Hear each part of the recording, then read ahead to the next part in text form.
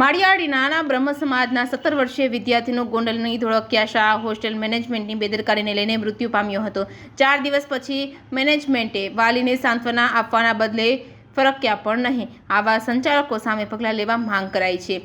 ગોંડલના બ્રહ્મ સમાજના આગેવાનો જીતેન્દ્રભાઈ આચાર્ય તેમજ સહિત ગોંડલના બ્રહ્મ સમાજના પરિવારની સાથે બનાવની જાણ થતાં જ બનાવ સ્થળે પૂરેપૂરો ટેકો આપેલ છે। ગોંડલના બ્રહ્મ સમાજના પ્રમુખ જીતુભાઈ આચાર્ય તેમજ કલ્પેશભાઈ વ્યાસ, જીતુભાઈ પંડ્યા, પારસભાઈ જોશી, બ્રિજેશભાઈ ઉપાધ્યાય, નિખિલભાઈ જોશી સહિતના સભ્યો આજે માળિયાહાટીના ખાતે મૃતકના નિવાસ સ્થાને મુલાકાત લીધી હતી અને ધોળકિયા સંસ્થાના 2 જવાબદાર સંસ્થાપકો સામે પરિવારને ન્યાય માટે આગામી દિવસોમાં ગોંડલના બ્રહ્મ સમાજની આગેવાનીમાં સમગ્ર સૌરાષ્ટ્રમાં આંદોલન તથા ગામે ગામ આવેદનપત્રો આપવાની ચીમકી ઉચ્ચારી છે। ધોળકિયા સ્કૂલના સંચાલકોનું વતન માળિયાડીના જ હોય અને વૈષ્ણવ સંપ્રદાય સાથે જોડાયેલા હોવા છતાં આવી ગંભીર બેદરકારી બાદ પણ શા માટે મૌન છે કે પછી સંચાલકોની પૈસાના મોહમાં માનવ સંવેદના નાશ પામી છે કે શું? આ તકે માળિયાડીના વૈષ્ણવ સંપ્રદાયના સ્થાનિક આગેવાનો, પટેલ સમાજ, સોની સમાજ સહિતના માળિયાડીના બ્રહ્મ સમાજના આગેવાનો પણ ઉપસ્થિત રહી ધોળકિયાના સંચાલકો પર રોષ સાથે પરિવાર સાથે શોક જાહેર કર્યો હતો અને આવા 2 જવાબદારો સામે પગલાં લેવા માંગ કરી છે।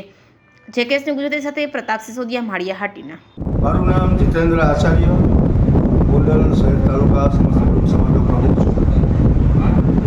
ગોંડલમાં ધોળકિયા સ્કૂલમાં અભ્યાસ કરતો આપણે માળિયાહાટીનો 17 વર્ષનો એકદમ માસૂમ છોકરો શ્યામ 18 તારીખે એ છોકરો બીમાર પડે છે, ઝાડા ઉલટીથી ફરિયાદ થાય છે। સ્કૂલના સંચાલકો એક ક્લિનિક જેવું હોસ્પિટલ છે ત્યાં સારવાર કરે છે, પરંતુ હોસ્ટેલે ગયા છે। પણ શ્યામની જે તબિયત ઉત્તરોત્તર બગડતી હતી અને થોડીક કલાકોમાં એ છોકરો મૃત્યુ પામે છે। એમના જે 2 કઝિન ભાઈઓ છે એ લઈને સિવિલ હોસ્પિટલ આવે છે। ત્યાંથી એમને જાણ થાય છે કે ભાઈ એક બ્રાહ્મણ દીકરો અને આ રીતે એનું મૃત્યુ થયું છે, એટલે અમે પહોંચી જાય છે। ગોંડલ સમસ્ત બ્રહ્મ સમાજના 60 થી 70 લોકો ત્યાં પહોંચ્યા। હું પત્રકાર છું એટલે એ હિસાબે પણ મારે જવાનું હતું, અમે ત્યાં પહોંચી ગયા। અમે જોયું કે આ દીકરો હોસ્ટેલમાં ભણે છે, માળિયાહાટીનાનો છે। 2-3 દિવસથી એને આ પ્રોબ્લેમ હતો। એમના કઝિન બ્રધરને શ્યામે છેલ્લા શબ્દ એવા કીધેલા કે 2-3 દિવસથી હું સમજી શકતો નથી। છોકરો એનો વિલ પાવર બહુ મજબૂત હતો એટલે સાધારણ ટકી શક્યો। પણ અમારો સવાલ બ્રહ્મ સમાજનો એ આવે છે કે 3 દિવસથી હોસ્ટેલમાં છોકરો બીમાર હાલતમાં હોય તો ધોળકિયા સ્કૂલના સંચાલકોને કેમ ખબર ન પડે? એમની ઘોર બેદરકારી છે। એમની બેદરકારીથી જ આ માસૂમ યુવાનનું મૃત્યુ થયું છે। ઘરનો એકનો એક આદર્શમ છોકરો અને સારામાં સારું ઉચ્ચ શિક્ષણ મેળવવા માટે પ્રયત્નશીલ હતો। કરુણતા એ વાતની હતી કે બીજા દિવસે રક્ષાબંધન હતો, એના મૃતદેહના હાથમાં એની 2 બહેનોએ રડતી આંખે એને રાખી। આ એક ગમે એ વ્યક્તિને રડાવી દે એવી ઘટનામાં ધોળકિયા સ્કૂલના કોઈ સંચાલકો, કોઈ ટ્રસ્ટીઓ હજી સુધી માળિયાહાટી ન જઈ આ પરિવારને સાંત્વના આપી નથી। ખૂબ દુઃખી છે।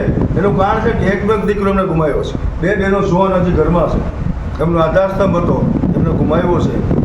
પણ સંચાલકોએ એમની કોઈ હમદર્દી બતાવી નથી। સંચાલકોએ સંવેદના ગુમાવી દીધી છે। એમને અહીંયા આવવું જોઈએ, અમને સાંત્વના આપવી જોઈએ અને એમના પરિવાર માટે એમણે જે કાંઈ આર્થિક હૂંફ દેવી જોઈએ એમને દેવી જોઈએ, પણ એ હજી સુધી થઈ નથી। બ્રહ્મ સમાજની માંગ છે કે સંવેદનશીલ વગરના આવા લોકો એની સામે અમે અવાજ ઉઠાવવા માટે તૈયાર છીએ। સૌરાષ્ટ્ર કચ્છ બ્રહ્મ સમાજના દરેક ગામે ગામે આ વાત અમે પહોંચતી કરીશું। હજી પણ સમય છે, તહેવારોનો સમય હોવાથી હજી પણ ધોળકિયા પરિવાર, ધોળકિયા સ્કૂલના કોઈ સંચાલકો, ટ્રસ્ટીઓ આવી અને એમને મળી જાય તો કોઈ પ્રશ્ન નથી, એમને જે કાંઈ મદદ કરવી જોઈએ તો પણ અમને પ્રશ્ન નથી। પણ એ લોકો જે રીતે શ્યામના મૃત્યુમાં જવાબદાર છે એને અમે ખૂબ ધુડકારીએ છીએ અને ગોંડલથી આંદોલનની ચિંગારી ચાલુ થશે, કોઈ પણ એમાં રોકાશે નહીં। આ મારી વાત છે। હું શ્યામની મોટી સિસ્ટર છું। ધોળકિયા સ્કૂલના સંચાલકોને હું એ જ સવાલ કરવા માગું છું કે આ બેદરકારી દાખવવા બદલ મને ક્યારે ન્યાય મળશે? મેં રક્ષાબંધનના દિવસે મારો એકનો એક આશાભર્યો ભાઈ ગુમાવ્યો છે અને મારે આ દિવસ જોવાનો વારો આવ્યો છે। 4 દિવસથી મારો ભાઈ બીમાર હતો, એ ટાઈમે અમને જાણ કરી છે। અમે મારા ભાઈનું મોઢું પણ જોઈ શક્યા નથી અને રક્ષાબંધનના દિવસે મારા ભાઈના મૃતદેહને મેં રાખડી બાંધી છે। એથી અભાગ્ય દિવસ મારા માટે શું હોઈ શકે? તો મારો ધોળકિયા સ્કૂલ પાસે એ જ સવાલ છે કે અમને ન્યાય ક્યારે મળશે?